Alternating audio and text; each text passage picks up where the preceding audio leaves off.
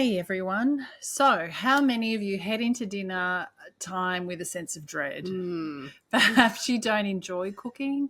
Perhaps you've had a busy day and just have no idea what you're going to cook, so you feel under the pump and overwhelmed. Yeah. I can totally relate to this. I'm someone that's not so confident cooking, that's often actually meeting you and some of your tips have totally been so helpful because my brain works really different to George's around food and food preparation. It just doesn't come naturally to me.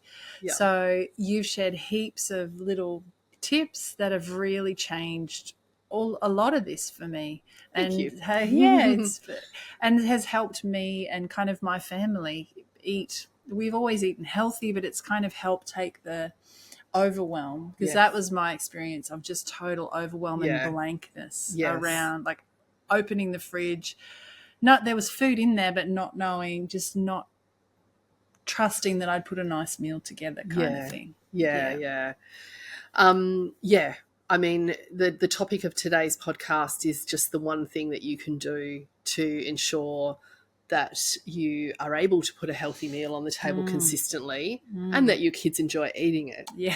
And that's the piece, isn't it? It is. And I think probably the most important thing from my perspective that you can do to ensure that all does come together as planned is to have a plan. Yeah. Whether it's just for the day or the week. And if you're not a planner, I'm definitely going to share my thoughts in a moment on what to do if meal planning is just something that you're listening to thinking, and you're about to switch off. Please don't. Yeah.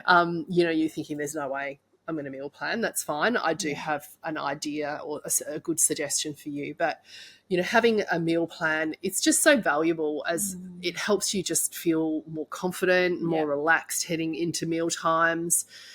Because you feel organised. Yes. And I think it's so satisfying knowing that you've covered, important bases like presenting a well-balanced meal that has some variety and perhaps some aspects that appeal to everyone. Yeah. I know we've already talked about, designing a meal when you've got a picky eater in advance, and having a plan really helps with doing that. Yeah. I always recommend, if it's possible at all, for you to prepare any ingredients that you can in advance. So if there's any vegetables that you can chop or dressings to make or marinades or, pre-cooking grains or cooking up things in bulk on even weekends if possible, or during free moments in the day. Yeah. It can just save you so much time and just really help if chaos does erupt around dinner time, because, witching hour is a real thing, isn't it? Especially when you've got a baby. Definitely. Yeah. And I just think of times when I hadn't taken meat out of the freezer. Totally. It's so stressful. Yeah, absolutely. I think just putting thought into a meal that's nourishing, it just helps to extend the amount of nutritional variety and it does support picky eating behaviours as well. It's much, much easier to support kids who are a bit picky when you have planned ahead, rather than when you're just scrambling to cook something at the last minute that everyone's going to enjoy. That puts a lot of pressure on you, but also, as I said, makes it difficult to really kind of plan out something that's going to be nutritionally balanced and but at least satisfy mostly everyone in the family. Yeah. It just ensures that, you've got those familiar or safe foods in with each meal. Definitely. Rather than it being just those safe foods and not working on that important step of kind of trying to extend the nutritional variety of what your kids are eating. Yeah. And I guess I'm laughing because when you talk about variety, and I think of me again and my poor family, the amount of times they ate tuna bake. Yes. And that's fine. But you know how they just eat it to the point where now I mention tuna bake and they're like, no thanks. No. But it was just that. For me, it was dal in our family. I killed my kids with dal. That was my go-to. Yeah, getting to the point where you're like, you just go to what you know because you don't have any other plan. Yes. Yeah, which is fine on those days where that has to be the case. Yeah. But, and the thing is the less stressed we are as parents leading up to dinner time and also during meal time, the better our kids are going to behave, and also the more likely they're actually going to eat what we serve. Yes. Yeah. We've spoken about the nervous system before, and that window of tolerance, and how important it is to kind of like for meal times to be not stressful, so that we can digest food, and so our kids can digest food, and so you can chew and you can actually taste, and how we are around food and meal times is so important. And kids are so sensitive to our state. Like if you think of humans and us as biological beings, and how a survival strategy for a child is to be really sensitive to where we're at, because we are their everything. We feed them, we shelter them, we love them. And so kids are wired to be checking in on where we're at all the time. And I don't know, but have you ever noticed that when you were the most flustered, 100%. unorganized and stressed, your kids were the worst behaved? Like when you need them to, to just be more tolerant or more, just less of a little so-and-so because you just didn't have capacity was when they were the worst. The worst, absolutely. It's like when you're taking that like super important, stressful phone call. And you just need literally 2 minutes. And that doesn't happen. No, because their nervous system can feel our nervous system.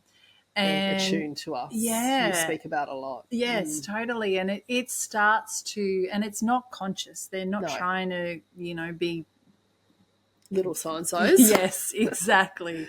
They are trying to check in with, are we safe? Because their nervous system, that's what it's meant to do. It's constantly checking, am I safe? Am I not safe? And when we're dysregulated, when we're disorganized, it dysregulates our kids as well. And which means that some of our kids will get clingy. And they'll want to attach, and they'll want all of our attention, because it's them kind of checking in, are we okay? So some kids will do that, and some kids will push the boundaries. Some kids will and they know our buttons, hey? So they'll go to work pushing our buttons, and again, it's actually their nervous system checking, can this person hold me? Am I safe with this parent? And kids pushing they're wired to do that. They're wired to constantly check in with our capacity. And unfortunately, kids don't have the skills to do that in a nice, regulated way. They're going to throw a massive tantrum.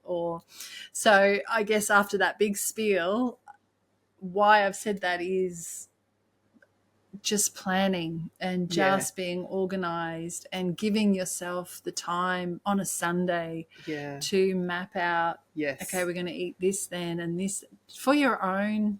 That cognitive overload that I think as parents we often feel. I know sometimes the decision making is actually the hardest part for me. Definitely. Sometimes if I'm overwhelmed and I haven't planned, I have to literally say to my husband, you plan dinner. You decide. I don't care what we eat, but you decide. Because it's the decision that actually, like that decision making that feels overwhelmed. And I know in my membership, a lot of parents often report back to me that, I provide done for you meal plans for them, but even if they're not using those and they're creating their own meal plans with the technology that we've got in the membership, they often will report back just having that done is just like this load off their mind. And for some people, planning is literally planning every meal for a week, or I even have some people who live in rural communities, so they only get a food delivery every month. So they have to plan a whole month of eating. And they kind of, but for some people it is literally like I know for me, if I can just plan 3 meals for the week, it's like a whole load has been taken off of my mind. I'm recipe testing on those other days, so it's like I can't physically plan, 7 meals a week because I need some flexibility. It's part of my creative process. But I do know that for busy nights, like if I know there's nights where I'm going to have a long day recording podcasts or whatever we're doing, I know that those nights I need to have dinner planned, and it doesn't have to even be cooked. I just need to know exactly what I'm cooking, and then I've got the ingredients to cook that thing. So it's because, and I know for me, days when I don't have that, it it comes into my mind in the day. Yes, You know, like, and it just oh, adds gosh. to that load exactly. that we all feel. But yeah, exactly. So what if you're not much not of a planner? Yeah, yeah, definitely. And as I said, I can really, as much as I advocate for planning, I do really understand, because it is part of my creative process, that I too love a degree of flexibility, and sometimes planning does feel a little bit heavy for me. But if, you know, the more formal meal planning that I've already spoken about is not for you, and as I said, it's not for everyone, then I think it's just important to have forethought. Yeah. When you get up in the morning or the night before while you're cooking dinner, you need to spare a thought for what's going to happen the next night. Yeah. So you're not planning as such. You're not writing down a plan. You're just sparing a thought. So for me, it's generally in the morning. I before I really did embrace meal planning, like when my kids were little, actually, I didn't meal plan, but I always made sure when I got up in the morning, because I was a working mum, I was back at work when my daughter was 5 weeks old. So I needed to know what was happening for dinner, because when I worked, I did a long day as well. So I wasn't walking in the door until quite late. Yeah. So, I needed to make sure that there was meat defrosted, or if I needed to soak any, I wanted to soak any grains like rice or quinoa or legumes, that I just quickly did that in literally 30 seconds in the morning before I left for work. I definitely made the most of my slow cooker when I had a long day, when I was a young mum. Yeah. A friend of mine is a young mum, and that's 100% one of the biggest tips that I gave her with getting a nutritious meal on the table at night is, if sometime in the morning you can, or before lunchtime, you can throw everything into the slow cooker and set it. It's going to be a complete game changer when it comes to dinner time, because dinner's pretty much ready. Yes, definitely. And I think a huge thing I learned from you was how you would think of, you'd be cooking a roast chicken and you'd put drumsticks in as well. Yes. And I was like, I know it sounds very basic, but for my brain, it was like, oh, yeah, of course. Like the 2-for-1 meal is definitely, or doubling quantities. And so how that you would kind of do that with so many things. Yeah, and as I said, even doubling quantities. If you've got a meal that you know your family loves, never cook it for one dinner. Cook for 2 or even 3 portions, and then you've got 2 or 3 nights off for the following week, or the week after the week, or for that night that goes pear-shaped when you haven't, because I mean, we're all human. As much as I can say, have that foresight and think about what you're eating the night before, it doesn't always happen. And how good is it when you've got something when in the you've got a freezer backup? 100% when you've got a backup. But anything you can do to make dinner time a little more sort of carefree and a little more spacious, you need to do. So if you can even prep some ingredients while your kids are having a nap, or sometimes before I head to school pickup, I'll prep some ingredients. But as I said, I always ensured that everything I cooked was portioned so that there were either enough for another meal, or at the very least there were going to be leftovers for lunch the next day, because lunch was often a meal where I kind of didn't do so well. I'd kind of get caught up in the day and then find myself at 2:00 starving. So if I had leftovers, that was always massive. So I think even if you haven't planned or cooked ahead, heading into dinner, knowing exactly what's for dinner, that you have everything you need to cook dinner, is really critical. Being mentally prepared just makes the whole process a lot simpler than you walking into dinner and thinking, you're rummaging through the internet trying to find a recipe. And I've really learned, I guess, over the years, again, of being a parent, of and I've learned so much from you with having backup plans. Yes. Like, can you tell us, give us a few more? The fallbacks, perhaps. So, I mean, I would just say, if you head into dinner and you find yourself without a plan and you're thinking, what the hell am I going to cook tonight? Is just keep it simple.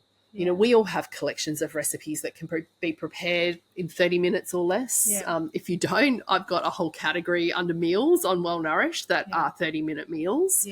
But really, you know, as I said, my favourites tend to be things like jacket potatoes, you know, like so literally just piercing a whole potato, throwing it into the oven, cracking open a can of tuna, which I always have in the pantry, mixing in some mayo, and then just, you know, grating some carrot, grating some cheese, shredding some lettuce, cutting up different veg, that perfect for that buffet style meal that we've spoken about before, where everyone can just stuff their own you know, potato with whatever they want from all of the assortment of bits and pieces.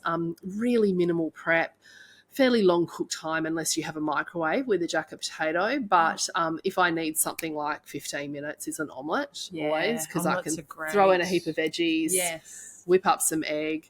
But, you know, like just simply prepared meat and veg. Again, sometimes I'll say to my hubby, just pick up something for dinner, and inevitably he'll come home with barbecue meats of some sort. And so he'll cook the meat on the barbie, I'll whip up some salad or steam some veg, perfect dinner. When my kids were little, sometimes it literally would be some like veggie sticks, like raw vegetables and boiled eggs. Like if we sometimes hubby and I'd say gone out for a long lunch or something and we weren't hungry, but then the kids were starving. As I said before, dal was definitely one of my go-tos if I didn't have protein defrosted. But my kids definitely have got, well, my daughter has got sick of dal. I've had to reinvent it. I now call it, it's funny, not that long ago I was making dal. She's like, what's for dinner? I was like, veg curry. And Jesse looked at me and he goes, I thought we were having dal. I'm like, no, it's veg curry. And I winked at him and he was like, oh. Literally like threw in some whole veggies into the dal and then served it up. And I was like, how's the veg curry? Oh, she's like, oh, this is so good. I love it. And Jesse was in on it. As I said, he was laughing his head off. Because I just literally rebranded my dal. It was the exact same recipe with, as I said, a few bits of broccoli and cauliflower thrown in. But one other thing is also getting back to dal is actually having a well-stocked pantry. I think is really helpful. I always make sure there's certain ingredients that I never run out of. Things like lentils, canned beans, whole grains noodles, maybe canned tomatoes, good assortment of spices, and these kind of are foundational really for throwing together lots of quick and easy meals for me. How about you? What are your go-tos? You know what? One of my go-tos is good old spaghetti bolognese. Because even if the mince is frozen, you can defrost it. Good point. And you can put heaps of veggies in it. And I love a good spag bowl. Who doesn't? Me too. As much as I love cooking, it 100% would be one of the meals that features the most. It's just it's an easy something you can just do on the fly kind of thing. And it's perfect as well for double batch baking or batch baking and throwing in the freezer for a pear-shaped day, isn't it? Yes. But, you know, lastly, before we wrap up, I just wanted to say, you know, understand that not every single dinner will be perfect. And that's completely and totally okay. But, you know, a flexible plan based on your schedule and your preferences, it can be a real game changer for you heading to the table with a good, healthy meal each and every night, which is what this podcast is about. And a healthy frame of mind. Exactly. You know, at the very least, as I said, just don't leave thinking about dinner to dinner time. No. Think about it the night before, in the morning, and you'll just find it a whole lot easier and a lot more stress-free to get a nutritious meal on the table if you do have that foresight. I agree.